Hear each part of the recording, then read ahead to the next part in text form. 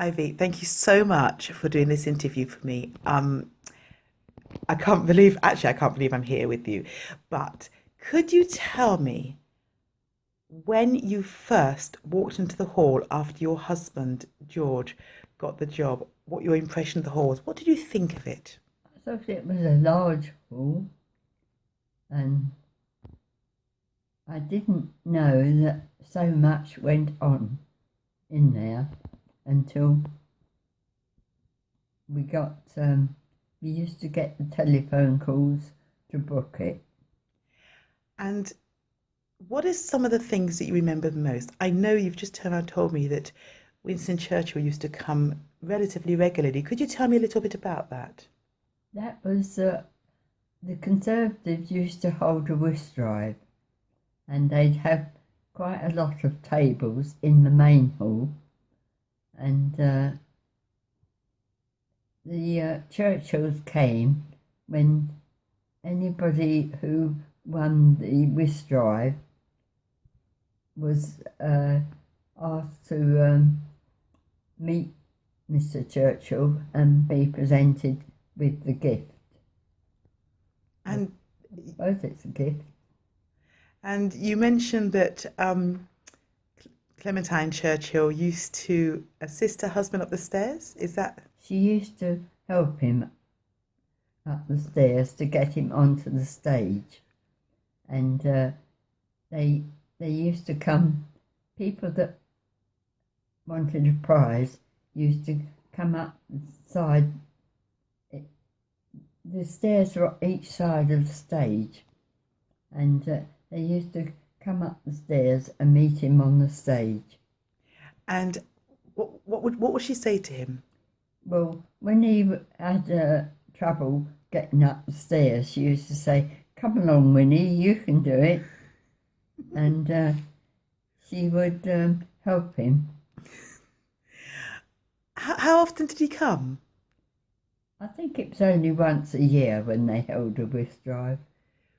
Did you see him any other time? Because you could see him when he went past in his car, couldn't you? Yeah. How could you see him? Well, no, he only came once when they had when it was an election, and he put up for Woodford. And how did you see him on that occasion? On that occasion, he went by in his car, and we were standing on our balcony at the flat we were in, which was next to the hall, and a lot of people used to look. I think it was when he had police with him, they'd look up to see that we weren't doing anything wrong, like shooting him or anything like that. Oh my goodness me. That's what he imagined it was for, Right. because we were out there on this little balcony. Were there Yeah. a lot of crowds when he came by? I didn't notice a lot, no. Okay. There were a lot of Conservatives in Woodford, but I don't remember them. The only time they came to see about it was when they put a statue up of Churchill at Okay. Salway Hill, and it was that's the garden doing that day, and they all came to see that happening. Okay. So when the Churchills came to Woodford Memorial Hall, did they speak to you? Oh no, Okay. Did no, you entertain them in any way? no, they had a cup of tea, that was all. Okay. So you Yeah, always provided them with a cup of tea. yeah. Okay. Did your son meet them? No, I don't think he did you? No. Not even once. Uh, well, it was during the daytime, and you'd be at school, wouldn't you? Okay. So I also know that you would book bands at the hall. Can you tell me a little bit about that? No, I wouldn't book it, no. So who would book the bands? Well, they would ring up my husband and say that they were coming to the hall and that they were going to advertise it. So then you get a lot of young people come on that night. It'd be Saturday night. So how did they advertise it? Did they advertise it in the paper? No, just billboards. Were they supposed to do that? No. No. What was it like having to deal with that many young people? Well, when they had the hall in the back, the gym, they sometimes had that, didn't they? And a lot they came from Loughton, and they came to have a fight with the ones that were in the gym, and they used to throw everything through the windows, and we had got a lot of windows broken at the time. Oh my God, did that happen just once or more than once? But I think that happened once. Well, it might have. They tried to get in to the dance without paying. Oh, They used to climb in the windows and all that, didn't they? And then if they couldn't get in the windows, I used to push them out. But you're really tiny. Yeah. And I had one of your cousins the other day. Was it Paul? Paul was there, yes. Yeah, and he used to help me, and he used to shut the door so that they couldn't get into us, because we used to serve them rolls and coffee and that, didn't we? And so we'd shut the door and not let them in. Because they were quite vicious people, and they used to throw things at the band. They'd throw them at his drum and all that. So if they didn't like the music? I don't know whether it was they didn't like the music. I think there was a bit of something going on between the Loughton people and the Woodford people. And this was on more than one occasion or just this occasion? I remember on one occasion, but there might have been other occasions. But most of the time it was peaceful? Yeah. Most of the time it was peaceful. It's the people that went to the dances. Okay, and what sort of age group were they, Ivy? Well, I should think they were about 17, 18. So quite young. Yeah. How many would come? Can you remember? Well, they used to get about 200 or so, didn't they? Yeah. And it was always in the back gym. It was always in the back. That was in the gym. In the gym. Yeah. Okay. Was it hard work clearing up after them? Well, yeah, both for my husband. Okay. Yeah. And because the kind of dancing they did, it used to wear the floorboards out. okay. Yeah, it often used to have a new floorboard in, you know. Oh.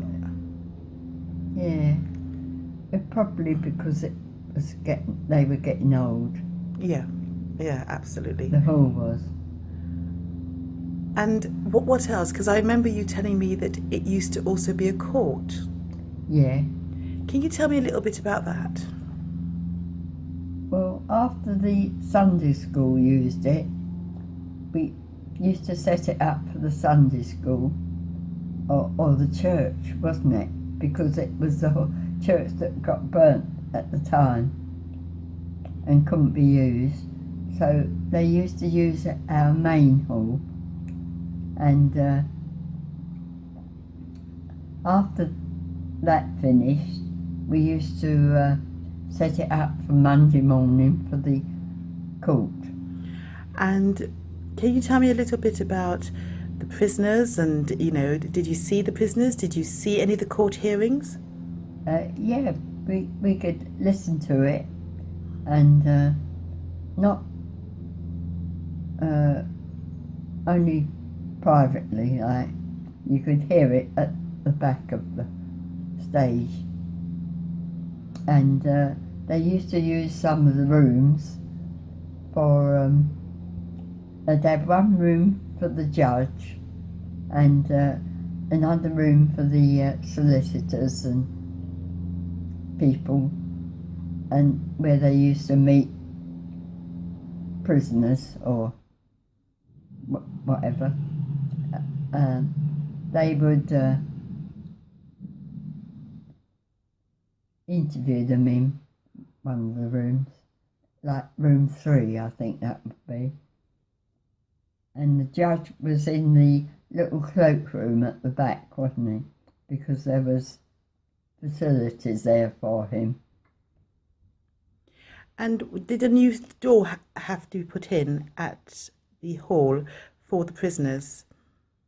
No. There wasn't a steel door put in, because the records say there was a big steel door put in. You don't remember that bit? I don't remember that, no. Okay. So, did you ever see any of the prisoners? I only saw them when they came from the other court, which was in the grounds of the old rectory. So they'd come across the... They'd come across the churchyard and come in the back door Come in of the back hall. door. And then If they were charged, so if they were found guilty, did you see where they went after that? no. Were there policemen there? Sometimes. Okay. And so did you ever listen to any of the cases? Well, yeah, because when I used to sit in the court at Knaresborough, I heard most of the cases there. So you were interested in the ones at the hall? Sometimes, Sometimes. but not often, no. Was it physically very hard having to move everything for it to be a court, Yes. and then having to get it all back for the weekend for it to be a church? Yes, it was. It was physically hard work. Yeah. I also hear that you were the bookkeeper. Yeah. I've seen some of the ledgers. Your handwriting is absolutely beautiful. It's really, really clear. So how long did you do that for? I think that was after Taylor's left. So after Mr. Taylor left, you After took over. they had that to do with the rector and Taylor's. What was the to do? They threw the books at the rector. They threw them. They didn't want to do them anymore. So I think he asked George if he could do them. And George agreed. And he gave them to me to do. Yeah. So you were there for 30 years in total. Or was it hard to leave? No. Because you was... How old were you when you left? I was... When I left the Snaresbrook, I think I was 60, about 60. So, and when you left Woodford Memorial Hall, you were about 60 as well? I would think so, yeah. Well, we had a house in Buckingham Road, which I think it was Ronzi went and found the house for us, didn't he? And after that, we came over to live near David. We came over here, and we saw this house, and we decided we wanted this one. So, yeah, I was about 65, I suppose, then. by then, wasn't I?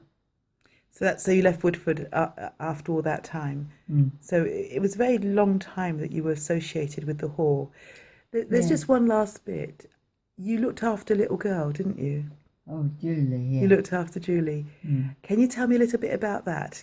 Can you tell me about the children? Because you had your own son, and then you had Julie. Julie and Julie's uncle, And Julie's uncle, who's only 6 days Davy. earlier than her. Yeah. Were they good kids? Yeah. Yeah? They used to play on the tennis courts, didn't you? And they used to take their bikes on the tennis courts and ride around. Did they used to hide from you? Oh, no, I don't think so. Did you know where they were in the hall all the time, or did they just have fun? No, they just had fun. Yeah. And it was good seeing them just playing. Yeah. Yeah. Ivy, thank you so much. You've really, it's just fabulous. I'm so grateful for you for your time. So thank you very much again. Yeah.